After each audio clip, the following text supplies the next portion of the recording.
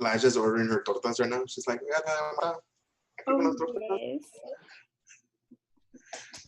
Le doy un litro de miel de abeja.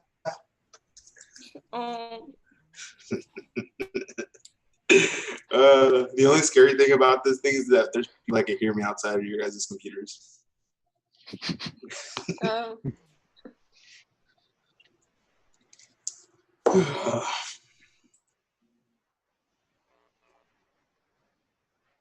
My computer just froze. Anyways.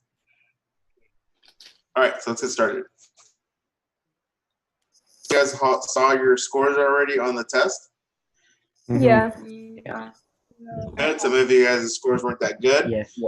Some of you guys try to be sneaky, and I think the fourth period is the only one that was on time. The other one was like at 12:30, so I extended it whatever 50 minutes was for that. I don't know. I don't have the person on my phone, but they were like, "Oh, I didn't get it," and I asked them what class period it was, and then they said it was fourth. Why is Sean on here? And so they failed it. Hey, Sean. Hi, Sean. How you doing? Sean's here? What? Wait, Sean's here? Is that Sean DeVille? Yeah. Is that the Sean Riley? Oh my god! Oh my god! He's like in the bottom screen. Wait, where's he? I don't see him. Sean. Sean can't hear us. He needs that. Oh, he's already standing up. Sean, stand on something.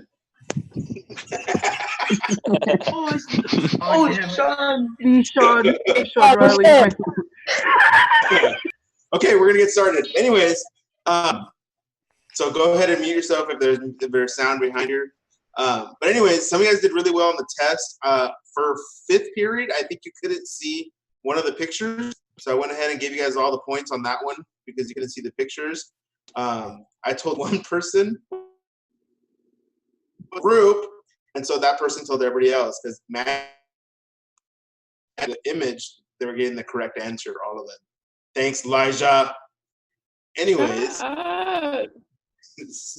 Well, I asked you and you just muted him, and I was like, okay. You told everybody. I didn't tell everybody. I just told like 3 people. Those 3 people told 3 people, and then that's how viruses spread. Oh, okay. Yeah. Anyways, so that's I have the keys for the other test, the old test, so I should be able to plug them in. You're not going to see them on Canvas. You're going to see them on the Canvas grading deal. Not so much like you don't have to retake the test. Anyways, we're going to jump into a new unit. It's going to be, unfortunately, I wanted to teach this live because we get to do like labs with them and we do a sorting lab. But unfortunately, because of this whole deal, we're going to have to teach it online. So we're going to cover beef cattle production. Okay, so let me share my screen real quick. You're frozen. Okay, so you should be able to see, you guys see my screen now? Okay, you should all be able to see my screen. Yes, sir. I can see it. Yeah. Great. Sean, I'm glad you're getting this like dual enrollment stuff. You're gonna get I don't want to do my homework right now. You'll be ready for BC. Wait, what's the password? Oh, What's okay. that? I got it. Okay, there's a password. It's just for future. It's for future meetings. Oh, is that right? Yeah. Okay, before we get started, I'm using the college version of the Zoom because apparently the high school one's like the cheapy free one, and the college like pay the money to get the real good one. So I'm gonna do a quick poll. Can you see the poll? Oh God, you can see it on my end. Ready? Boom. Answer that question. See if it works.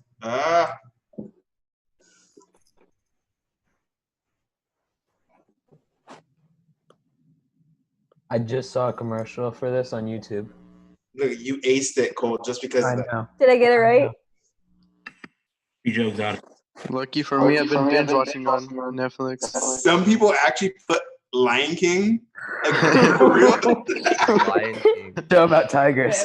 Has to be The Lion King is owned by Disney. That's going to show up on Disney Plus. Is that not the answer though? That's not the answer. Lion King is not the answer. It could be. It could When be. is John Wick going to be on Disney Eliminated. Plus? That's one answer closer. It's definitely not exotic animals. You guys living under a rock or what? What if we're poor and we can't afford Netflix? No, Oh, we're just I'm watching sorry. better shows, Castro. Bro, shut up, Bruno. Okay. Anyways, all right. So, well, I think everybody's answered that could answer. So we're gonna end the poll. Okay, the correct answer was the Tiger King. Yes. Let me share the results with you. So there's the people said. So Wait, it wasn't the apparently Lion King? people actually, 2 people actually thought it was Lion King. Like, okay, let's live under a rock. What the heck is Trailer Park Boys? One person thought it was Trailer Park Boys. So are we really? Hey, Brett. some people Damn thought it it, was Canadian. Trailer Park Lion Boys. King is a That better answer than that. has nothing to do with lions or cats. Exotic animals, I guess, if you live on a rock. But the correct answer was Tiger King. Very good. Anyways, so now you know how the poll. I'm going to do a separate poll for kind of questions on the as I go through the lecture. Anyways, so moving on, we're going to talk about beef cattle. This is probably my most favorite species in the whole wide world because they're really giant teddy bears. Not teddy bears, puppy. But it sounds all weird saying it like that. Anyways, we're going to move on. Can you hear me, or did I freeze? Yeah, I can hear you. Okay, perfect. No, we It heard froze you. on the screen, but we're good to go. All right. So anyways, things we're going to learn in this unit is basically provide an overview of the beef industry as it relates to our Central Valley, California, the state, and world. About the different segments, because the way the beef industry works is it has specific components that work together in order to get the end result, whether it's a breeding bull, breeding female, the carcass or the meat that you get at the stores. Okay, all those have specific segments that they go through. They're not vertically integrated. So like Foster Farms, the poultry industry, they're vertically integrated. The beef industry is more horizontally integrated. That means that they don't own all aspects of the industry, and that's why we talk about segments. Okay, vertically integrated, like Foster Farms, they own everything from the hatcheries, from the birds that lay the eggs to make the chicks, all the way up to the shelves at the stores. So they own every aspect of it. The cattle industry is not that intense, but it is very, as far as the money, it's between the chickens and the cattle when it comes to the money in the United States. So you'll see our percentages when we talk about cash receipts, they're going to go up in between this industry and the poultry industry. And then lastly, we're going to talk about the cattle, basically the biology behind cattle, and then the terminology that we use, so the terms we use for cattle. So I will be posting, so don't freak out if I haven't yet. Whoa, Daisy did this weird thing with her eyes right now. Anyways, so if we take a look at cattle, there are 1.4 billion head of cattle there. Okay, so it's very, a lot of countries do have these, but understand that cattle, even though they're numerous and probably a production animal, in most countries it's still goats and sheep and chickens. In those countries, owning cattle is a sign of prestige. It's a sign of wealth, because most people can't feed themselves. But if you can feed an entire herd of cattle and yourself and family, then you're pretty well off. And so that's what these countries that have the very low poverty or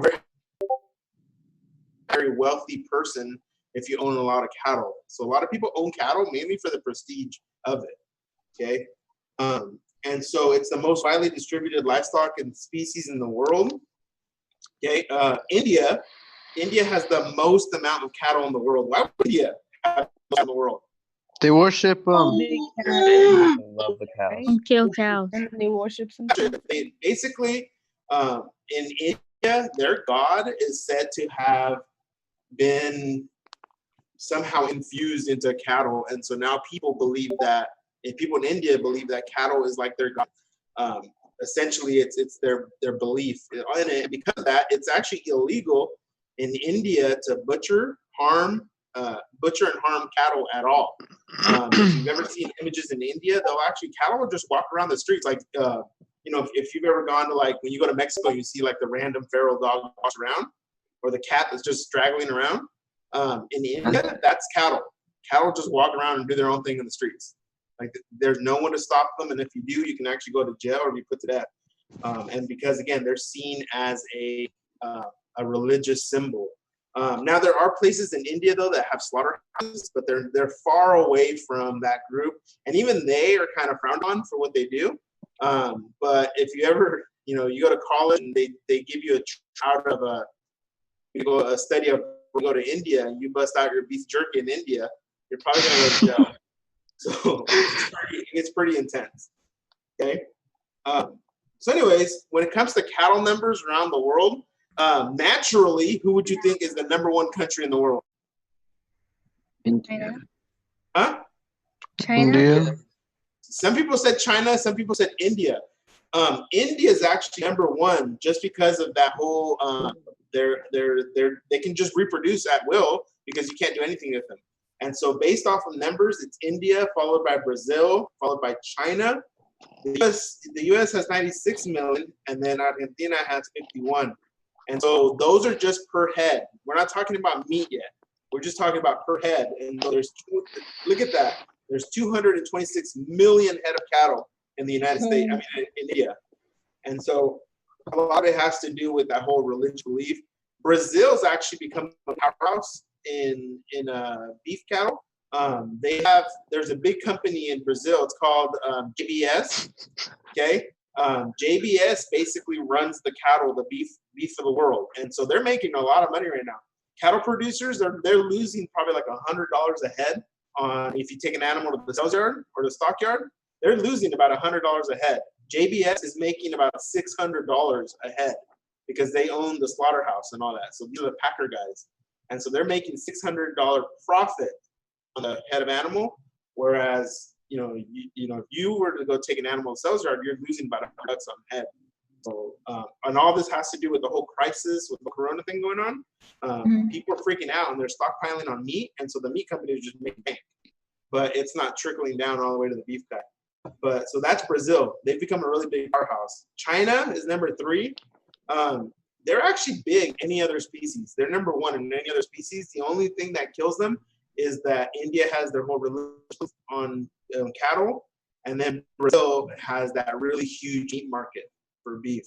They sell worldwide. China, they have a lot too, but it's mainly for their population since they have a very large population of people that eat beef. United States, the majority of people, they prefer beef over any other species, unless you're a health freak or something where you eat chicken. But for the most part, most people eat beef, okay? Whether it's in your hamburgers or any other products, okay? Sean, quit sending stuff on chat.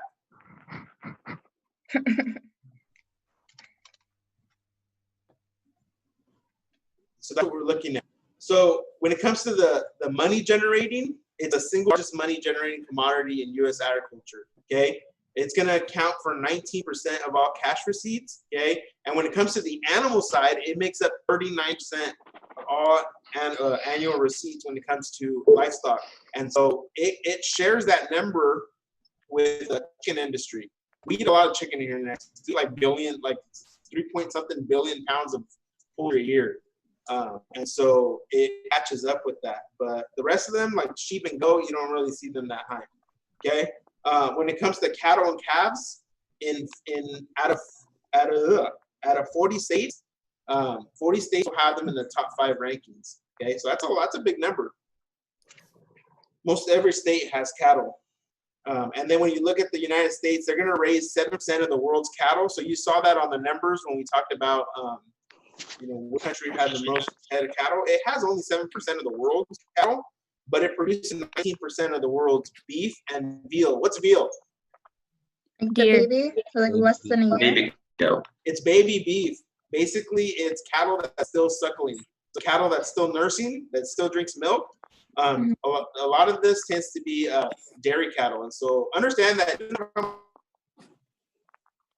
dairy industry only in the meat production. So once the beef are give you milk, we count them in the beef market because we slaughter them. So like Fresno has, next to Cargill, McDonald's has a plant where they take all the old Holstein cows and they grind them up and they make patties. And that's from here all the way to Washington. So those 3 states, right? Oregon, Washington, and California, and Nevada actually, they supply all the beef that you see at McDonald's.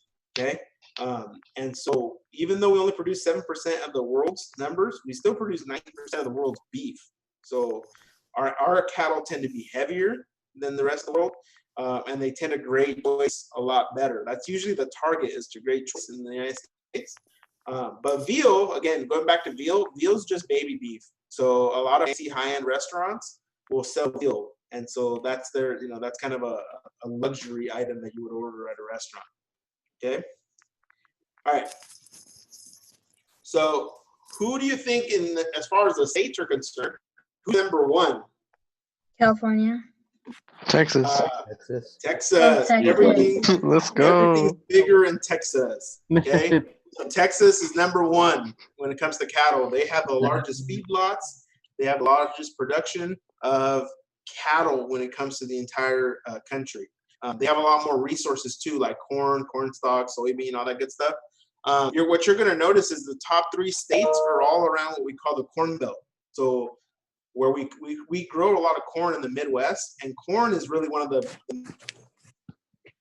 calf feed and cattle feed. And so we don't, California is going to rank about 4th. Okay, that's because we don't grow a lot of corn in California compared to the Midwest. And so the Midwest, they don't have to pay for a lot of shipping.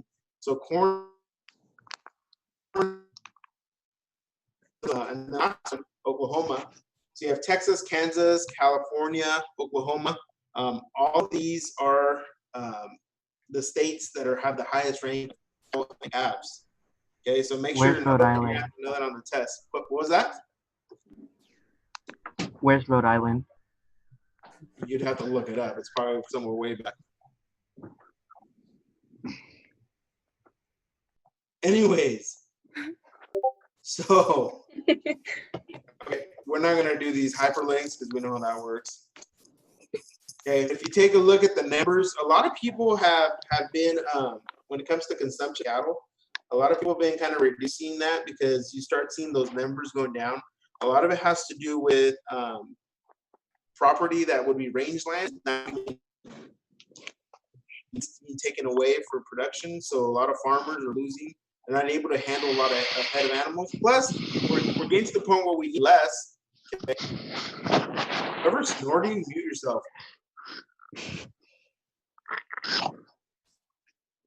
That's not weird. Anyways, so that's what we're looking at when we look at the chart. Okay. Another one, when you look at cattle, depending on the year, this is way too old to even. So what is the purpose? Why do we raise cattle in the United States? It's not really just for prestige or for a sign of wealth. We raise guys because they're able to convert roughages that we have in the rangeland. So on the hilltops, we're able to take these guys and they're able to eat this grass from the hilltops and convert it into what we call an edible protein. So that meat, okay? So that's mainly why we take cattle. Aside from the show industry, aside from breeding and all that stuff, we mainly raise them because they take this grass that would otherwise go to waste or cause a fire, and they eat it, and they create muscle from it. Well, muscle's protein. So when you eat meat, you're eating the muscle protein, and then create a product from it. Okay. When we look at 10% of the United States landmass, so the lower 48 states are called what's called grazelands.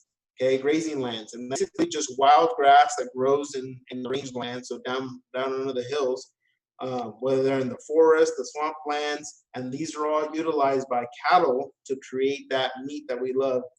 Okay. The other thing too is they'll take other products. So like corn. When corn is harvested, the farmer will take the corn, he'll sell it, but he's left behind with the stalks. So that big stem where the corn ears hang off of, nowhere to go. So what they do is they'll actually run cattle on those corn stalks and they'll eat it, and again turn this crappy product into actual edible meat. Okay. Wheat straw, so straw that's left behind after wheat's been harvested, that gets used for bedding. That can also get used for the animal to consume. Beer, okay, when you get older, you can talk about that. After you make beer, the grains are left behind. They just take juice that's made from the fermentation process, and then there's juice that's left behind, not juice left behind, grain that's left behind. Well, they'll take that grain and they'll feed it to cattle. They'll basically get them drunk and all. Okay. You got beet pulp. So how they make sugar? Some sugars come from beet pulp. Well, that beet pulp isn't really pretty to look at, but they'll mix it in feeds, and cattle eat it right up because it's sweet. They're just like kids. They like sugar. And then there's almond hulls. So when they get the almond hulls, they come in a shell. They'll crack the shell, they'll take the almond meat, they'll sell the meat, and then the almond hulls themselves feed them back to the animal because they're rich in protein and fiber. And then boom. A lot of times it's really expensive to feed cattle. So a lot of these farmers find all these different ideas to feed the animal at a much cheaper rate, yet still produce meat, still produce a quality product. Any questions so far? Great. All right. And then cattle are going to consume less than 16% of the United States feed grain production. The rest of that number goes to human consumption. So like human or pet consumption, or the other species. So we take like your cereal, right? Farmers are competing with you as humans for grains because the high-end grains get sold in cereals, right? They'll convert them into cornflakes, or they'll convert them into, think of any other cereal you think of that has a grain in it, and that's who they're competing with, along with the sheep and goat industry, along with the horse industry, but they only take up about 16% of the entire production of grain. Okay? Because farmers will try to make it cheaper where they can feed cottonseed hulls, or they can feed almond hulls or corn stalks, just to drive the price down for them so they can make more money at the sale. Okay? So what does it look like in California? Okay, even though they're ranked number 4, you make $2.8 billion a year. This industry of cattle and calves in California makes $2.8 billion a year. So it's very, very high money that comes in when it comes to cattle. The cattle industry actually has a lot of power when it comes to legislation and politics. We have the American Cattle Association, which makes up a lot of laws and lobbies, all these ways to help the industry. Okay, so there's a lot of money there. When it comes to Central Valley, okay, it's only ranked 3rd among the commodities, because here in Fresno County, we have a lot of grapes and we have a lot of stone fruit, and so those tend to top. But beef cattle are usually ranked 3rd in the county, Fresno County.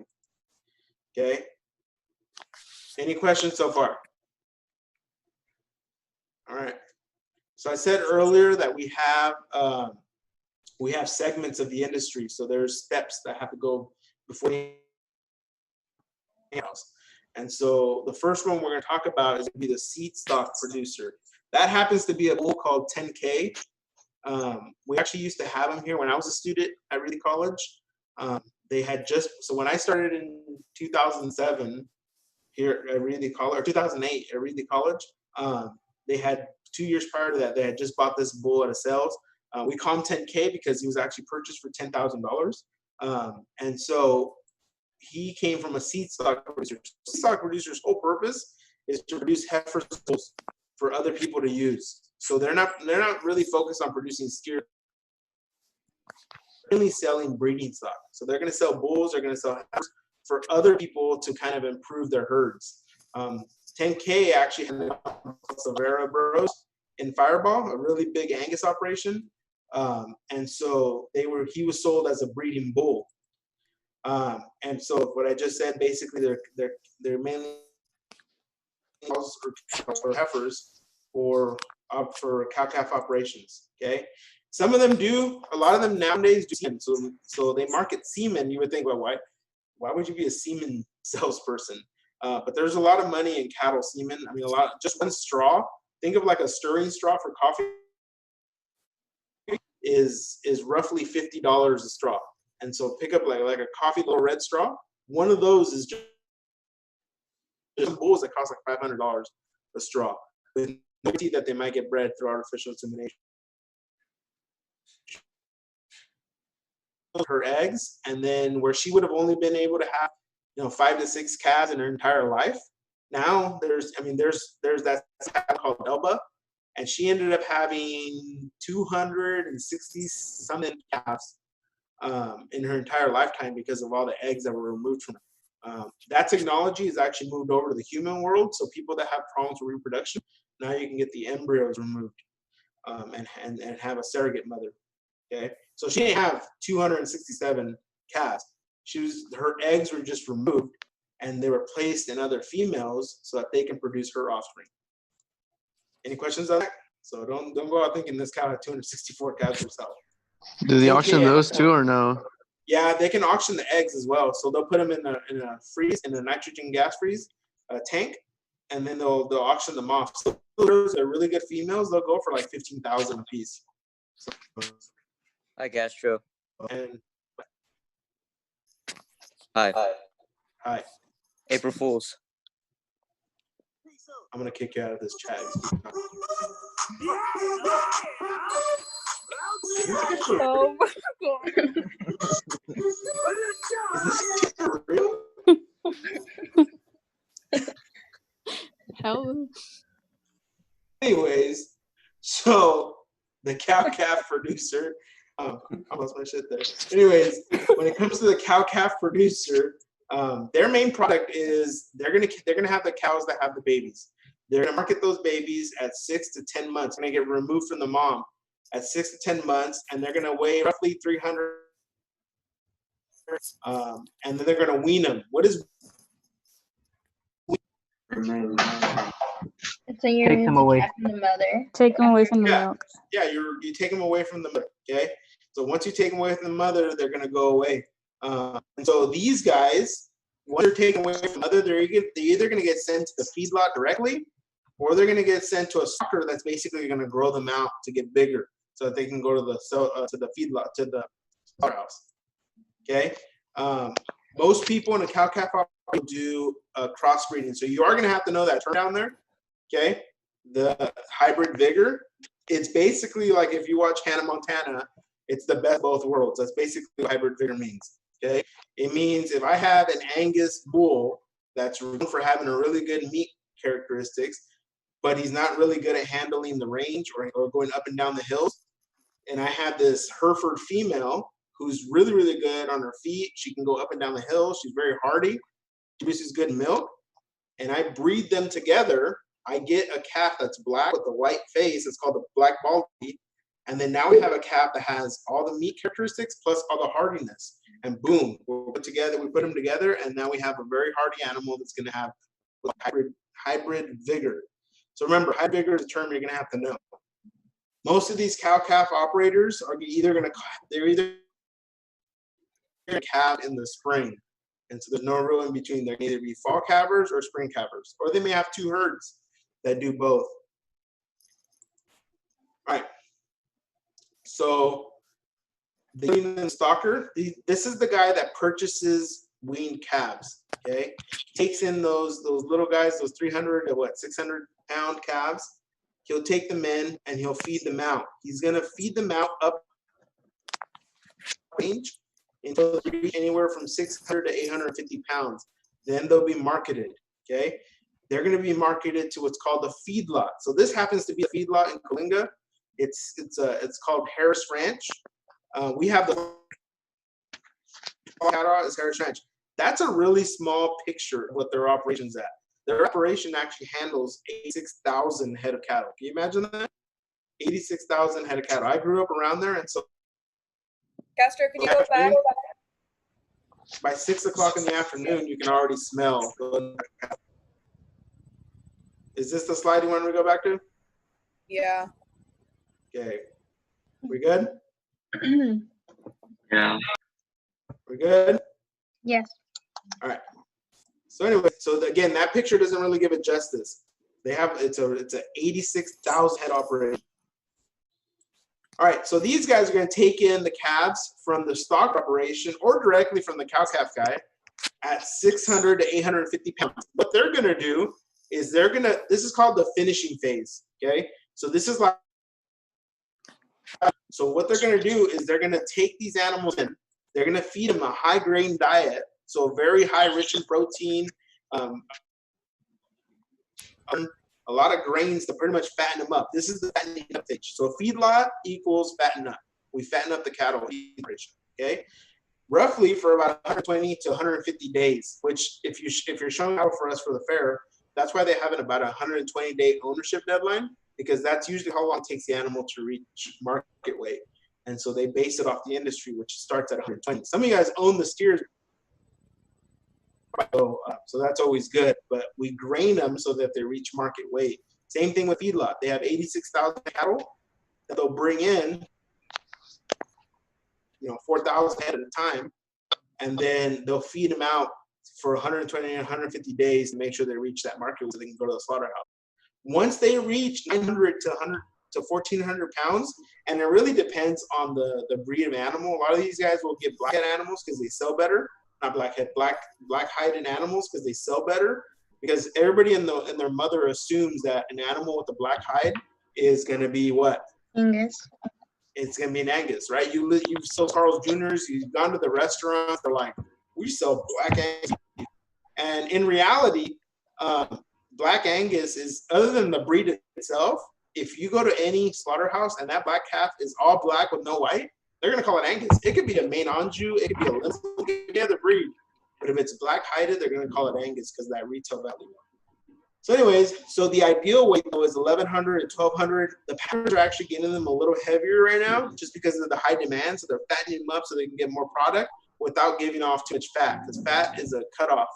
And so you don't want that because that's more meat you're going to cut off, okay? Fat will take the place of the protein. So anyways, so that's the meat packer. So that's inside of a slaughterhouse. Consume the fat. What? So that's what the inside of a slaughterhouse looks like. There's someone there grading the cattle. They rib them right there so that you can see the meats. People help me out. What is it called? The ribeye? Yeah, the ribeye. So you can see the ribeye, okay? And then they do their whole measurement of the yield grade on these animals. The other operations, talking about sheep, you'll see how quick they do the yield on sheep. They just use a machine, basically tells you what it is. But in cattle, there's still inspectors that go out there and do it by hand. All right, so they get to the meat packer. The meat packer is also known as the slaughterhouse, okay? This is the last step of these animals. They're harvested, again, anywhere from 900 to 1,400. Most people won't do 900. That's too small. They won't get a lot of that product. So a lot of the packers will reject the carcass. They only want them from that 1,100 and up range. And so what they do, they're going to put the animal down. They're going to render it conscious. They're going to cut it open. They're going to basically, when the carcass is there, so carcass is the transition from meat to, from live, from cattle to meat. Once they turn into meat, now they're a carcass, okay? So the slaughterhouse is either going to make wholesale cuts, okay? Nathan, what are some examples of wholesale cut in cattle?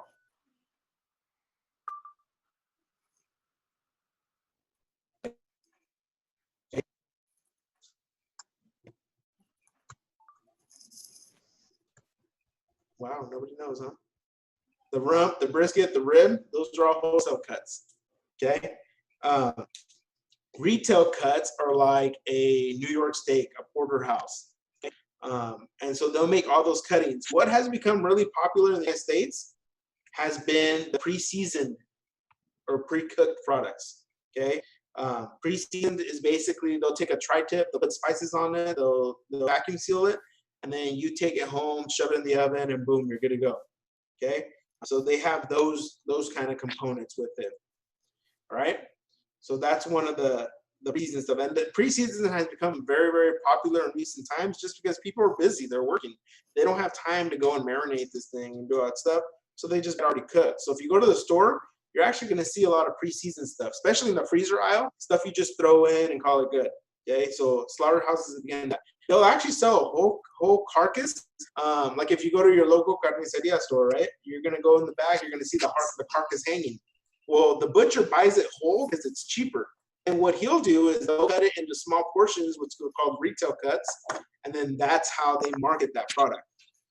It's easier for them to do that, okay?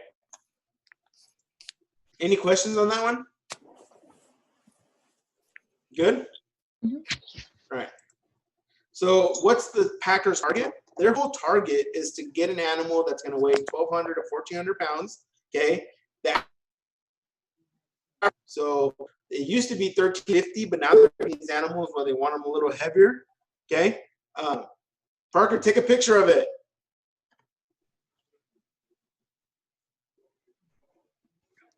Okay, moving on. So anyways, so a yield grade of 2, a quality grade of 2 is usually what they're asking on these carcasses. Okay? If they don't reach the grade to that quality grade, the producer kind of gets in trouble and they don't purchase from anymore. Okay, with the feedlot operator. Because I got another poll for you. Yay! If I can just find a way around it. Oh God, I hate it when it does that. Okay. All right. So there's your poll. Based off where we're at right now, you can answer those questions. So cattle are the most numerous and arguably the most important of all domestic livestock. You don't say it out loud, but you can answer that. And then who is the state with the most beef cattle production? You can answer that. Who am I? And then just go through and answer those quizzes, and we'll talk about it now. Those poll questions.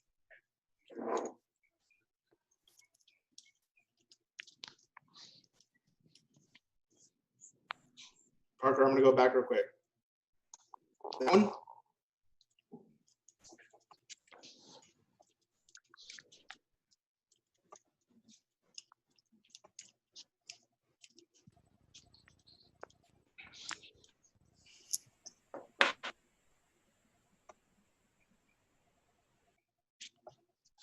Let's go, people. How come there's only minimal people answering this?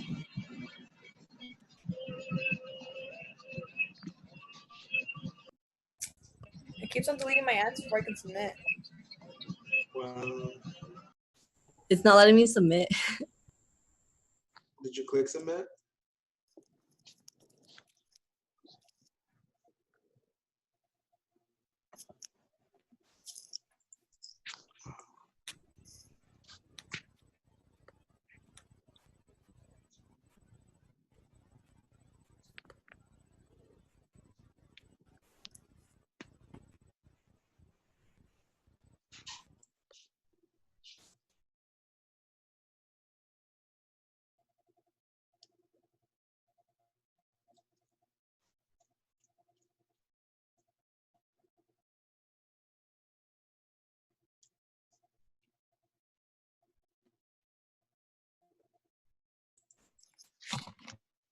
Did the poll go away? What did you just do? Why'd you unmute yourself? Now I'm gonna mute.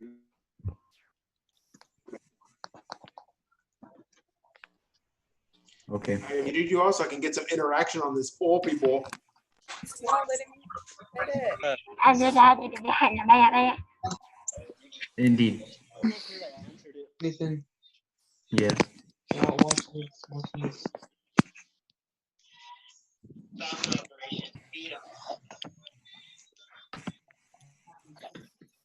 My camera's like almost dead. This song is so far.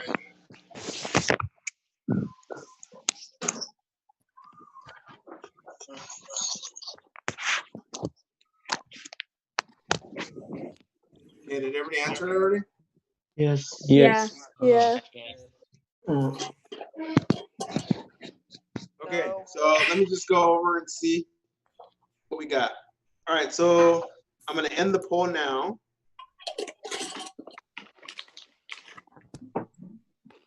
Numerous and arguably the most important of all domestic livestock species in, here we go, domestic livestock species. The correct answer was true. Some of you guys that put false are definitely not paying attention. Okay. So who is the number one state? One person still thought it was California. Who hears the net? It was actually Texas. Texas. Okay. So the who am I? I market the cattle 6 to 10 months that weigh around 370 pounds. What am I? A cow-calf operation. Yes, that's correct. So, and that's a correct question from the test. Yeah. So it won't show me right now who answered how, but once our meeting's over, it'll show it. Anyways, I get cattle. I get cattle weigh in at 600, 850 pounds, and then my finished product is ideally 1,100 to 1,200. What am I? Some of you guys said the feedlot operator. That is correct. That is a correct answer. The meat. Remember, the three of you guys that said the meat packer. meat packer doesn't feed out any of the animals. Their whole purpose is to slaughter the animal. All right. So world cattle numbers to one. That the person put you as probably Cole. Not me. It was Oh, not. wasn't you? Wow. No. Okay, 12 of you guys thought it was India. Okay. The leading country in cattle numbers is not Venezuela. Venezuela wasn't even actually. Did I say not? Yeah, not. The correct answer was Venezuela. Venezuela was not one of the ones that we listed in the top. So 12 of you guys put India, but you didn't read the not part. So, but anyways, so that's, I'm not as worried, I guess. No, stop. No, my heart. Okay. So anyways, tomorrow we're going to cover, hold on, let me get to it. Tomorrow we'll cover the cattle breeds. Tomorrow, Friday, sorry. Sound good? Yeah. Yeah. All right, Yeah. boys. Yeah. Have a good one, guys. Bye-bye. Bye. That's it? Bye. That's it. You're just gonna end it like that? Bye. What did you want, bud? No goodbye, Castro? You just said Bye, kiss. Goodbye. Goodbye, kiss. It's a smooch. Ew, Joy, you're hey, quiet. I'm kidding. April Fools. you can't be a vegetable if you're already a fruit. Seems like your diary. I'm so sad right now. Bye, Castro.